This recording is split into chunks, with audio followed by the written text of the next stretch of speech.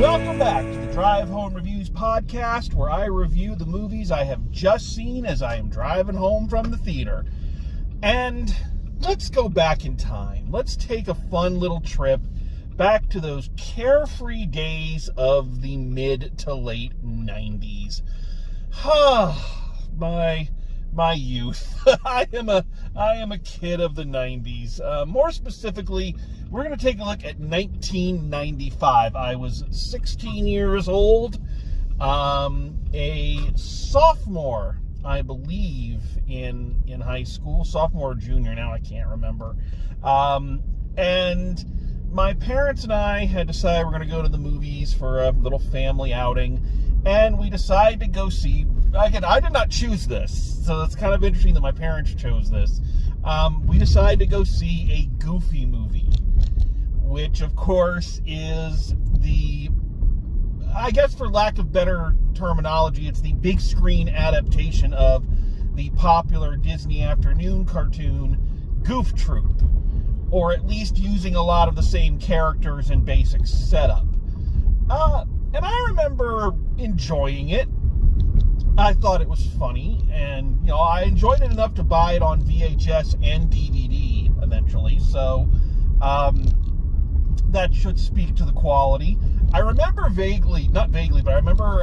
remember distinctly, that's the word I'm looking for, seeing my high school history teacher, Miss Burnett, there with her kids. So that was kind of interesting. One of those times when you bump into a teacher outside of school and you're like, oh, that's strange. Anyway, but yeah, I remember liking it. I remember it being an above average animated film with a really good soundtrack. I think the soundtrack is one of the things that has kept it going all these years. We'll talk about that a little bit later on. But I do remember having some questions, even at the time. It felt very odd to me. Why this movie? Why a Goofy movie? Why a big screen adaptation of a Goof Troop when there were other Disney afternoon mainstays like Chip 'n Dale's Rescue Rangers, Tailspin, Darkwing Duck, all of those that felt like they would be a bit more suited to a big screen adventure, especially since those were more adventure-themed shows, and Goof Troop was kind of a, for lack of better terminology, was kind of a sitcom. It was a family sitcom, only with Goofy and Pete. So yeah, I was kind of like, why'd they make that decision? Another thing that I found odd, even at the time, was that there was not a lot of advertising for this movie. It just kind of happened, and you were like, oh, that's a thing, okay, great. And even stranger still, especially since this is Disney we are talking about, who never miss a chance to make a buck, there was next to no merchandise. You didn't see anything. I don't remember. I think there might have been a fast food tie-in, maybe, or maybe they were thinking of one and it got canceled. I forget. But there wasn't a lot. There was the soundtrack album, and that was pretty much it. And for Disney, that is strange. So there was always this question mark kind of hanging over this film a little bit. And flash forward now to modern day, into the 20th anniversary, I believe, that we are, 20th or 30th. I really should write this shit down. And the Goofy movie has suddenly exploded in popularity. Like it's not even having a resurgence. I badmouth social media a lot. I think there's a lot of things wrong with it, and it does a lot of harm in this world, but it does do some good. And one of the things that the internet, social media, online fandoms have done is have made it possible for fans of films that did not do as well, or TV shows that didn't do as well in their initial run, those people who did connect with the material, to find others like them, and for that fandom to be very vocal. And that is the case with a Goofy movie. In the last several years, the fandom for this film and the passion for this movie has really become impossible to ignore. And the levels of fandom and the different groups that have found meaning in this film are fascinating.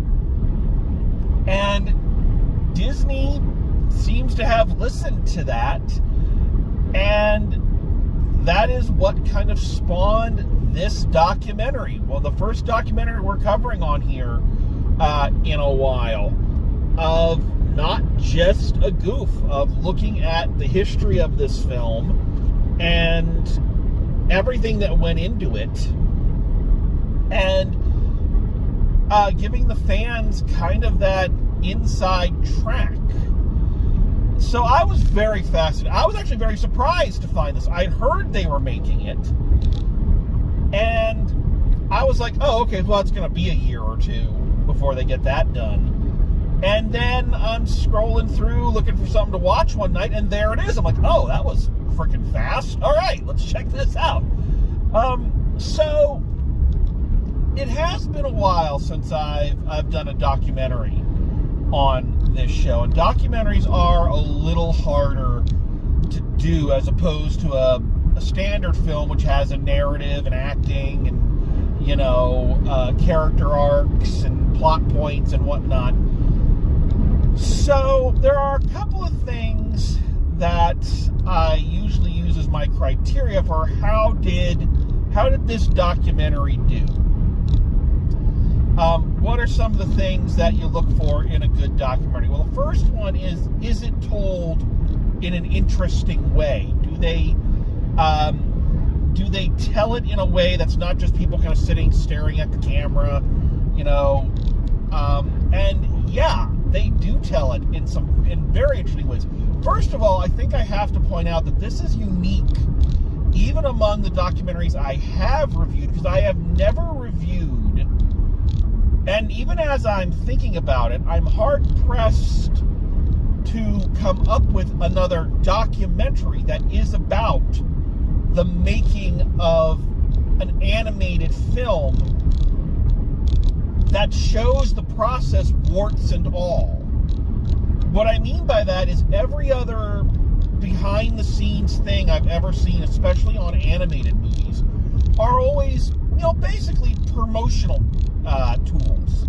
They used to do this a lot back in the days before, again, the internet. To get you interested in the latest animated film, they would usually do a documentary series about it, giving you sneak peeks at the animation and the big set pieces and who all the actors were going to be.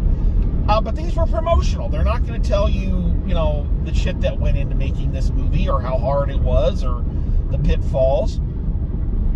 Even when they come out on DVD and had special features. Again, those special features were all about, wow, how great is this movie? How wonderful is this movie? However, I do think there's two things interesting. So one, the very nature of this documentary's existence is interesting. The other thing that's interesting is that this is a behind-the-scenes documentary on a second-tier Disney movie. This isn't on Aladdin or The Lion King or Beauty and the Beast or The Little Mermaid. This was literally an experimental film. This was made to see if they could produce Disney movies on the cheap so they could have secondary films to complement the bigger films that they would come out, the ones that were meant to be their prestige pictures.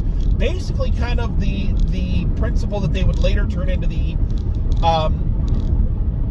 direct-to-video sequels that they would do? Can you make these films and make them quicker, get them out, make a profit, and, that can help finance some other things? So, that's interesting in and of itself, because of course they're going to put all of their energy into their bigger projects.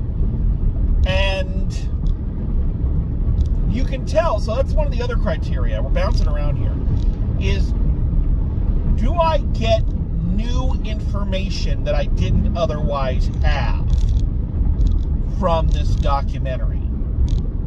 And yes, very much so. This is teeming with phenomenal information and tidbits. We're going to bounce around a lot looking at these criteria, so sorry that I'm not more organized, but again, off the cuff, kind of reviewing, that's the way it is. So, back to how is the story told? How is the documentary put together? This documentary has a couple of really interesting things.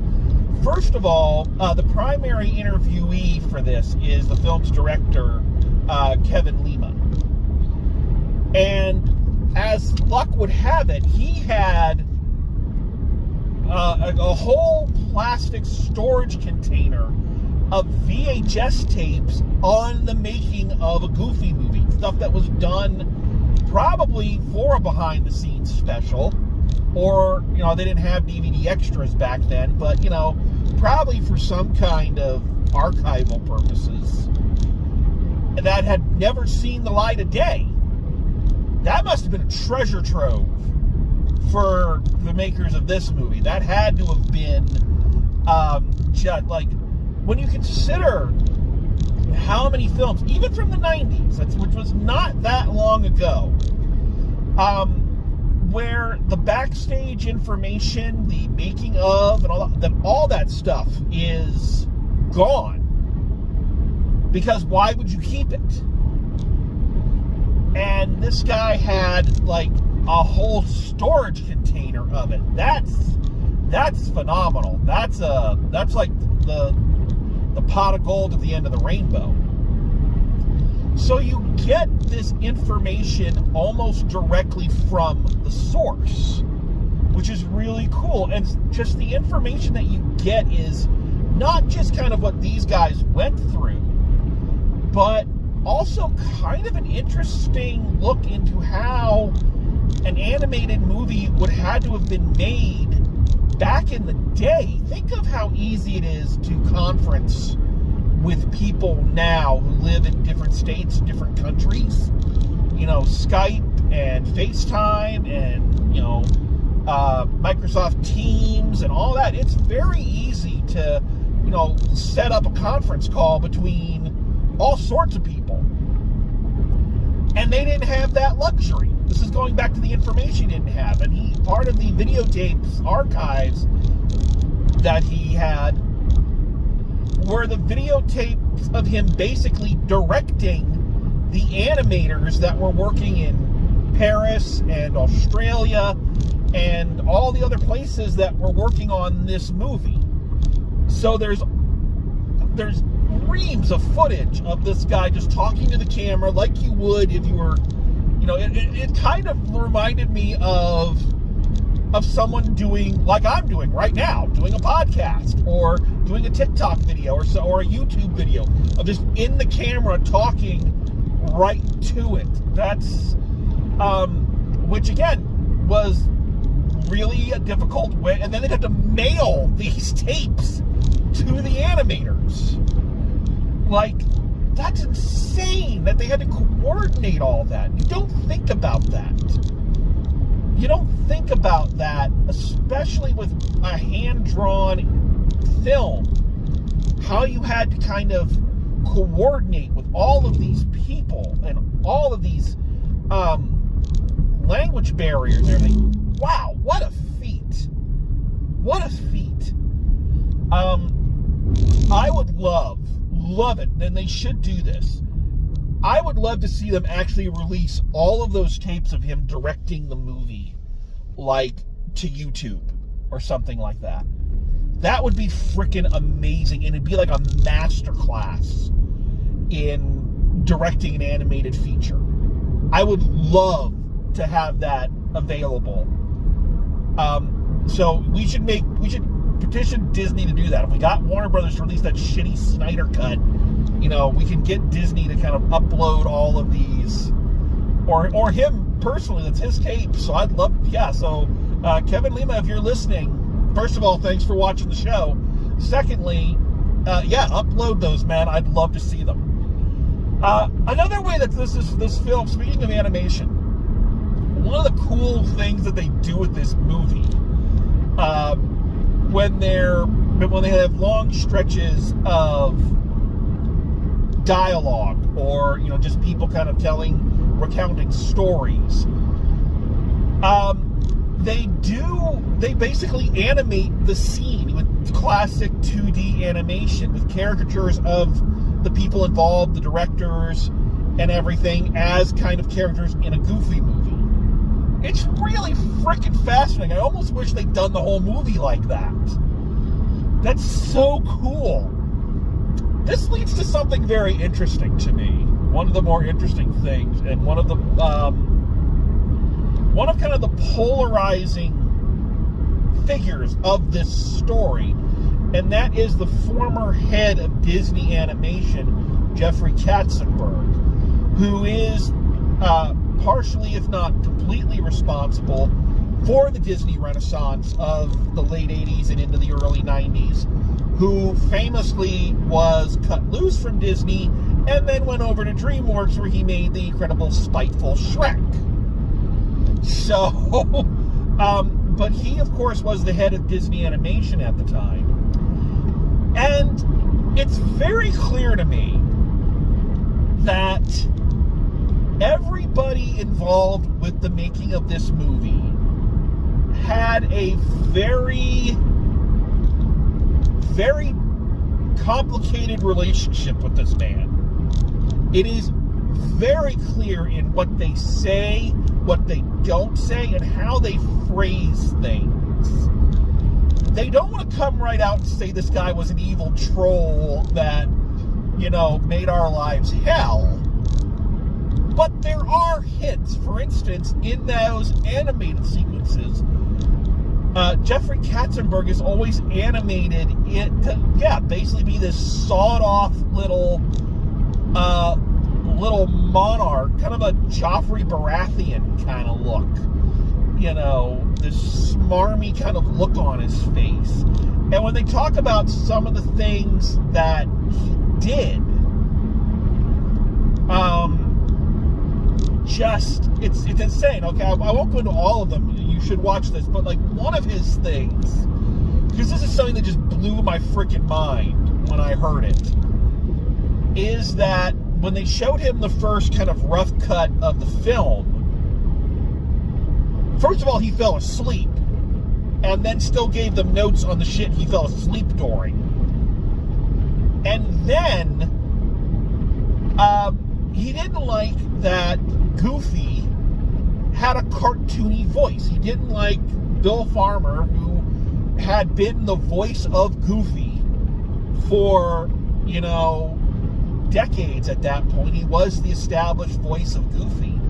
He didn't like listening to the voice of Goofy the entire movie. Thought it was irritating, which I can kind of understand what he's talking about. Cartoon voices in general, especially from characters of that era, are kind of annoying.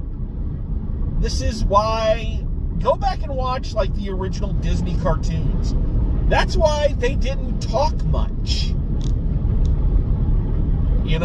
That's why their cartoons were mostly slapstick. They didn't really have that many lines, and the cartoons were only 8 minutes long. You can stand that. The only one who did talk for a long time was Donald Duck, because that was part of the joke. But so I can understand not wanting to listen to Goofy for an entire feature-length film and how that could get annoying. But he wanted them to, re-record it with Steve Martin. And they're like, you want Steve Martin to do the Goofy voices? No, just Steve Martin as Goofy. It's like, what? What? And I agree with that. That's like having Liam Neeson record Donald Duck. Like that. What? So yeah,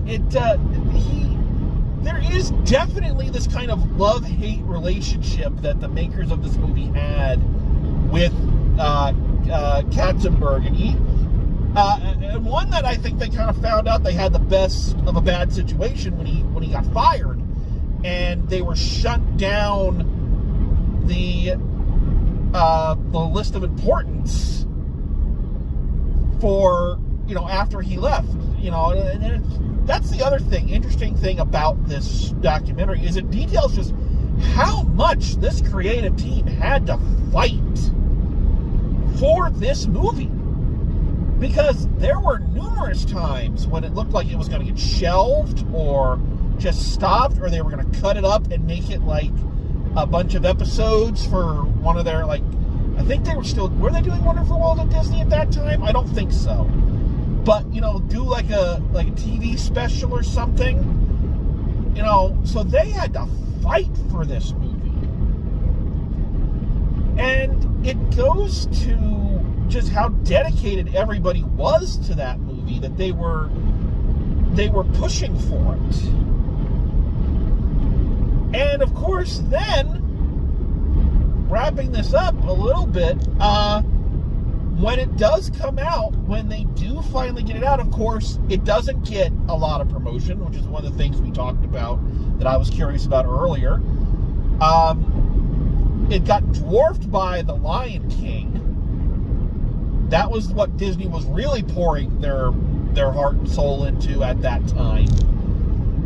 And so it got no real promotion, and then it came out, and the critics destroyed it. Completely destroyed it. And my God, what a heartbreaking, how distraught that has to make any filmmaker. And I'm here being a critic, and I have told, I'm an amateur, I don't get paid for this, but I'm a critic, and I've lambasted movies. I have ripped movies apart. And believe it or not, I don't do that a lot of times, like I'd say 9 out of 10 times, because I get some kind of sick thrill out of it. And there are times when I do feel for the people who took so much time to make any movie, especially one that they believe in, and to just not have it be understood. And they go into it. I didn't realize that at the time. I didn't realize it was getting lambasted by the critics. Like, I didn't pay much attention to what critics said back in the day. And of course, once again, this was back before Rotten Tomatoes and every idiot online having their own review show. Wait a minute. However, I digress. This is back before that. So if you didn't get the newspapers that some of these people were actually writing for, you never heard some of these reviews. But yeah, I had no idea that this movie got the really harsh reaction that it did. And so it looked like that was the end of the story of a Goofy movie. But then, as is so often the case with a lot of films from that era, you can look at things like Monster Squad. That's the only one that comes to mind right now. Tremors is another one. These films that became the staples of kids' slumber parties, and you go to the video store on a weekend, and your parents let you pick something out, and you find the same movie over and over and over again, and suddenly, through VHS, through reruns on TV, through again, word of mouth, it begins to gather this immense and very passionate fan following that give this film its happy ending. It gives this movie, it gives this documentary and the filmmakers behind the film their validation that, you know, this thing that you made is important. Slight digression here. Now, I am a playwright. I'm a director, actor, creative type. I think I can give myself that title without sounding too much like an egomaniac. Obviously not on the level of these folks, clearly. But I make creative things and put them out into the public. And I can tell you that there is nothing like having someone come to you and tell you that the thing that you made, the thing that you wrote, the thing that you directed, the thing that you were in, that it inspired them. I wrote a play and directed a play for a summer theater camp that I was teaching at. It was for the Advanced Academy. It was called Return to the Accusing Parlor. It was a fun play. I wouldn't say it was appropriate material for an Advanced Academy. I think we should have done more with it. It was this goofy kind of farcical haunted house play. It was a lot of fun, and I had a great time, but I didn't think much of it once it was concluded. Flash forward about 5 years, and I'm back at that camp, and I'm teaching again, and one girl who is now in the Advanced Academy tells me that she saw that play when she was a kid. Keep in mind, she's just 5 years, so there's, the different. But she said she saw it when she was a kid and loved it so much that she went home and wrote her own play. And it's what helped spawn her interest in the theater. And I cannot tell you how much that meant to me. So I can only imagine what it must feel like for these filmmakers, especially Kevin Lima, to have so many people tell him that this thing he made and fought for and had everybody basically tell him it was not an important movie, they could get shelved at any time, and then it came out and everybody land blasted and destroyed it. To have someone tell him, no, this movie was important to me, is important to me, and to have that echoed so loud by so many, that has got to be a great feeling. It's got to be a feeling beyond description.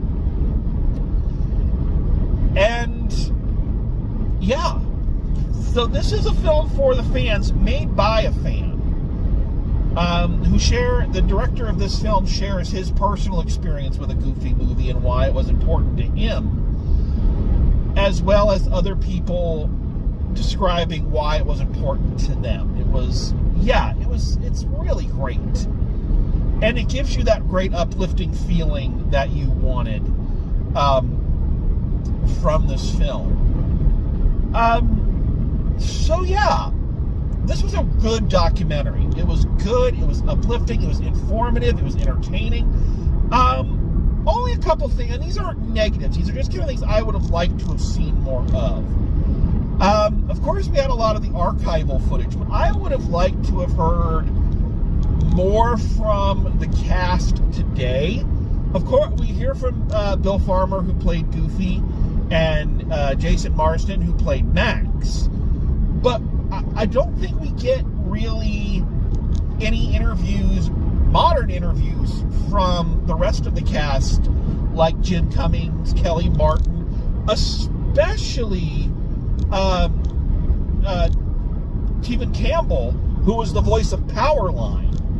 That's someone I really wanted to hear from. Because of all the characters in this movie, Powerline is the one who has really had a resurgence in popularity and has become kind of the face of this movie. You can buy Powerline t-shirts and things now.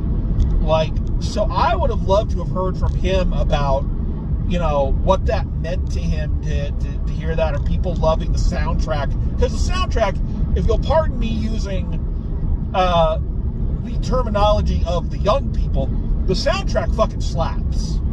I hope I'm using that right. It's always funny when an old person tries to use young people's slang.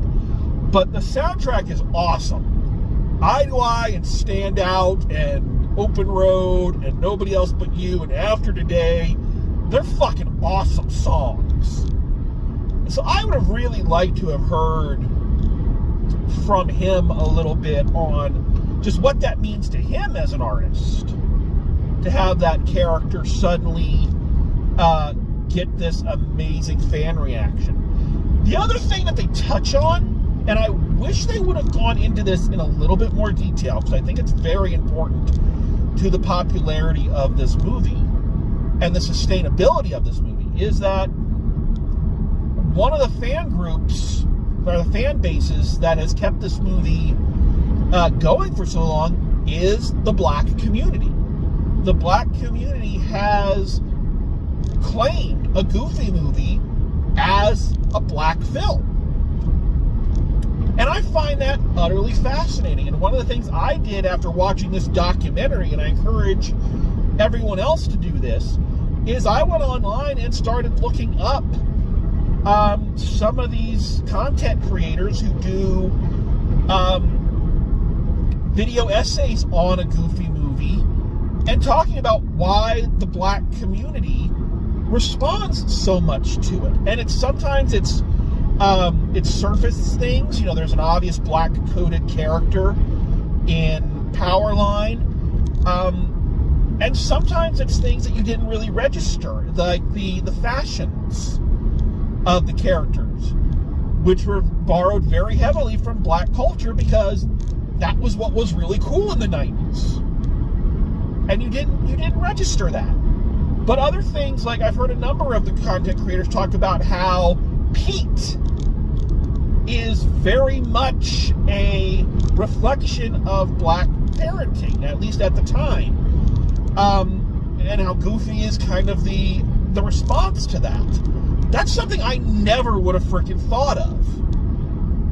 And I wish this documentary had gone into that a little bit more. They acknowledge it, but they don't really dive into it. And I think that's something they could have really explored more in terms of its cultural impact. Because that's significant. That's huge. And they kind of they give it lip service and then move on.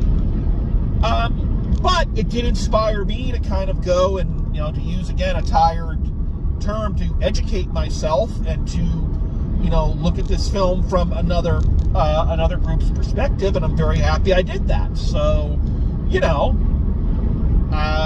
so you can't really fault them.